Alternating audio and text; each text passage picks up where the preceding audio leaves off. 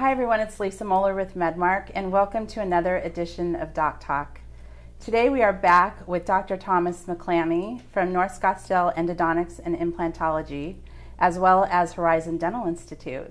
And he was with us a couple weeks ago, and we're so happy to have him back on a segment. Welcome, Dr. McClammy. Thank you, Lisa. Nice to see Great you to again. See you. Great to see How have you. you been? Been really good, really busy. Couldn't be better, actually. Good. Lots of new things on the horizon. Absolutely, especially next door. Yep. So we're here to talk about Zeiss Microscopes, and we've already had a little chat about you utilizing the microscope, the Pro Ergo, in your practice. Mm-hmm. So let's talk about the other cool stuff associated with them as far as the documentation and how you can take that a step further in your case. So instead of just talking about the documentation capabilities of it, let's talk about, and we'll weave that into it, but let's talk about the phenomenal tool that it is for teaching. Because the microscope, in my opinion, the dental microscope as we use it in a practice, is just a tremendous teaching tool in the following ways. And I probably won't hit everything, but I'm gonna start out this way. The first person that learns from the scope, obviously, is the doctor that's using it, because there is literally almost earth-shattering information every time you get to do something. As simple as taking a tooth apart, whether it is a candidate for endodontics or not, and let's say you're removing an old amalgam restoration, and you're realizing that when you take your high-speed handpiece and you remove the amalgam and you uncover what's underneath that amalgam, whether it's stain, whether it's caries, whether you're seeing that, oh, that's why this tooth is sensitive to this patient, because there's a fracture in the tooth, or maybe there's a cusp fracture, or maybe there's an oblique fracture. And when you can see it as well with a microscope combined with the magnification and the lighting, you really start to understand things differently that were never explained to you in dental school. And you come to, so you're getting educated, and you're being self-taught with what's being revealed and seen. And that is just, it's so valuable. So there's the first teaching tool. Another teaching tool is if you put a video camera on your microscope and you then transfer that video to a monitor on the wall, whomever is in the room gets an opportunity to see. And today it can be HD videos, so the clarity it's phenomenal and it's exciting. So in my practice, and I don't even want to say my practice, because it's really our practice. It's my staff, it's right. me, it's everyone involved, Mm-hmm. it's the patients. The way that I've organized it is we have a very large chair just like this in the operatory in the corner, and they're extra large rooms, and a spouse will come in and sit in that chair. Maybe it's another doctor, maybe it's a staff person that's getting trained, and they're in that chair and they can watch that monitor.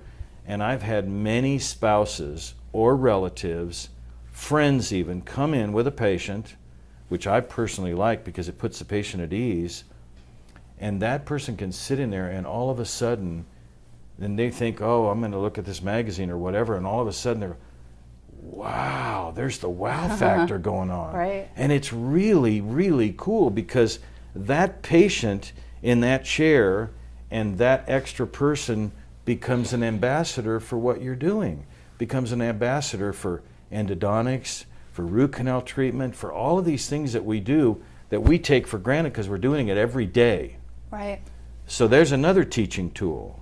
Then we also incorporate with our microscopes a co-observer tube via a beam splitter on the microscope, and we have our clinical assistant, chairside assistant, looking into those binoculars, and that person is learning and growing by seeing in there. So another huge teaching tool.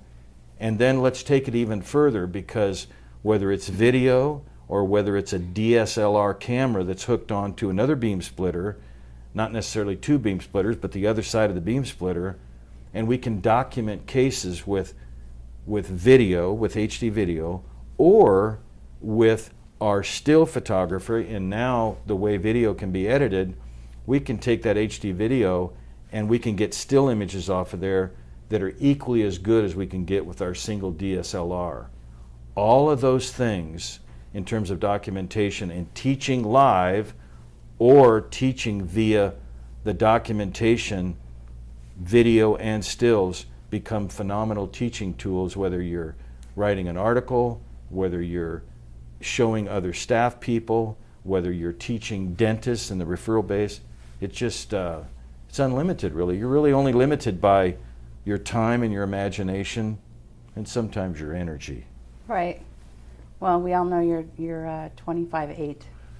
Yeah, I've Instead of transferred 24/7. the 24/7 and I've coined the term 25/8 because that's about what it takes now. Right.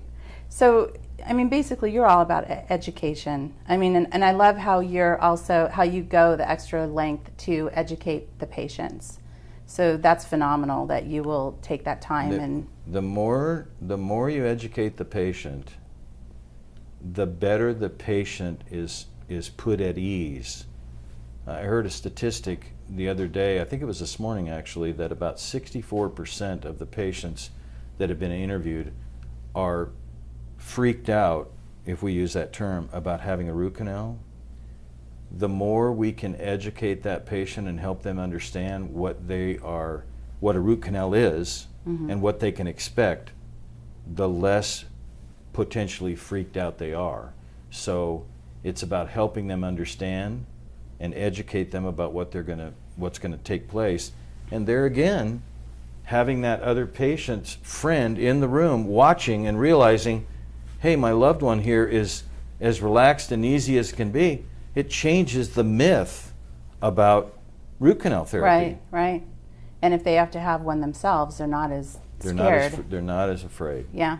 Yeah. So speaking of education, you just taught a course today at Horizon Dental Institute on CBCT in the endodontic office and also used for implants.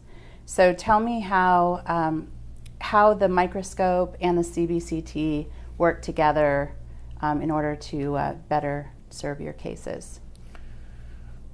Obviously, the microscope in many ways speaks for itself because we've all heard it.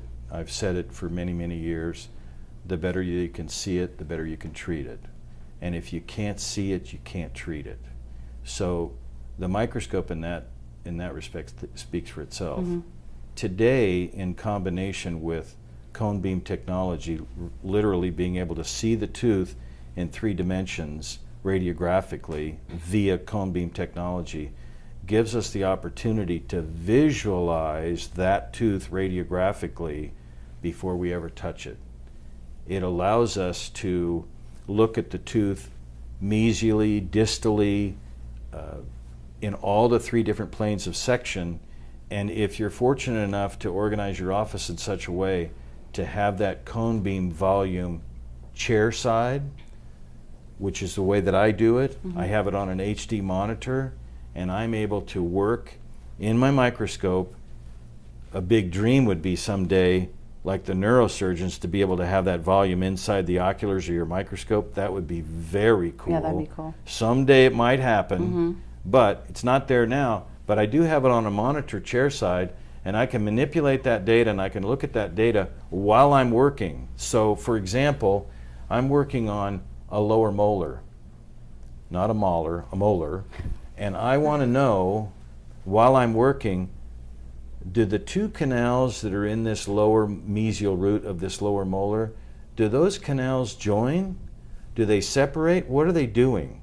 So while I'm working, I can manipulate that data, and then I can determine, do those 2 canals join?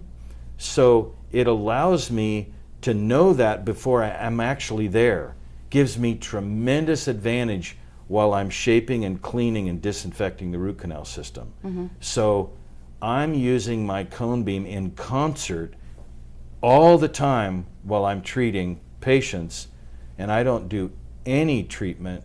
I never do endodontic therapy without my microscope and without cone beam. And of course, I wouldn't even consider doing an implant without cone beam.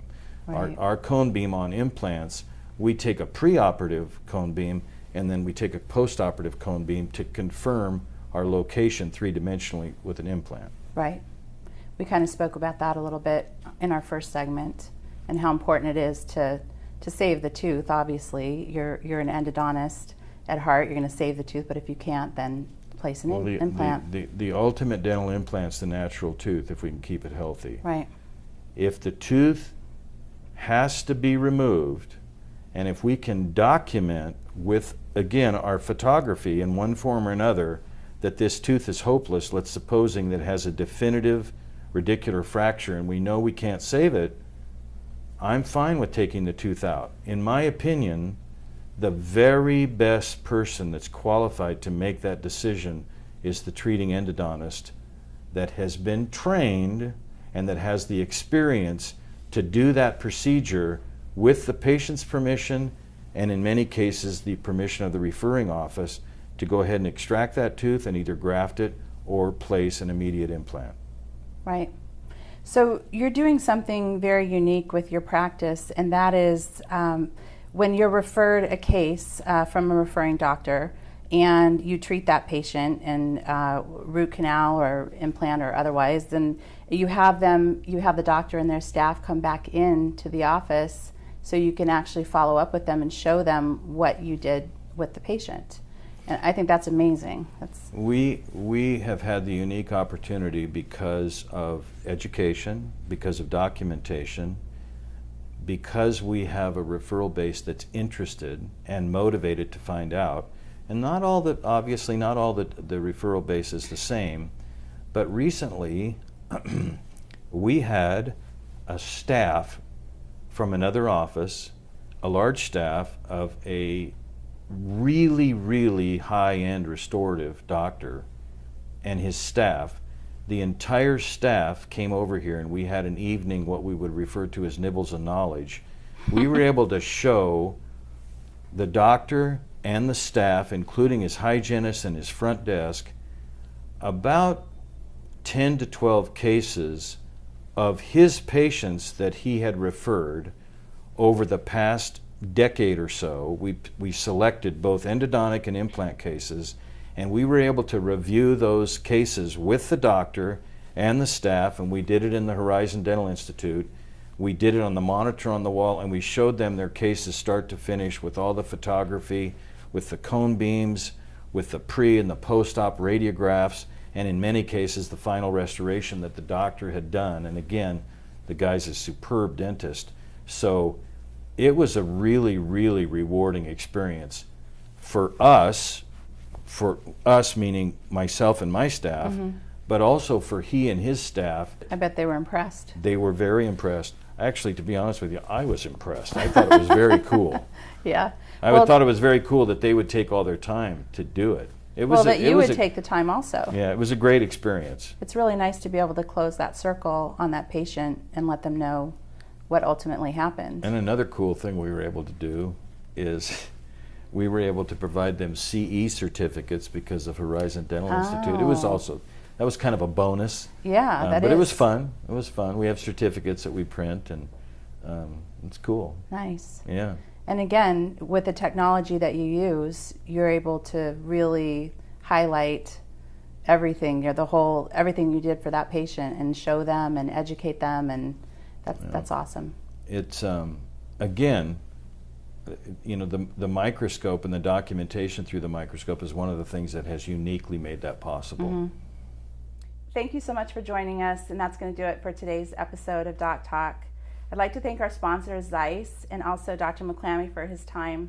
If you'd like to find out more information on endodontics and implants, go to www.endopracticeus.com and www.implantpracticeus.com for more information. Thank you so much, and we look forward to seeing you soon.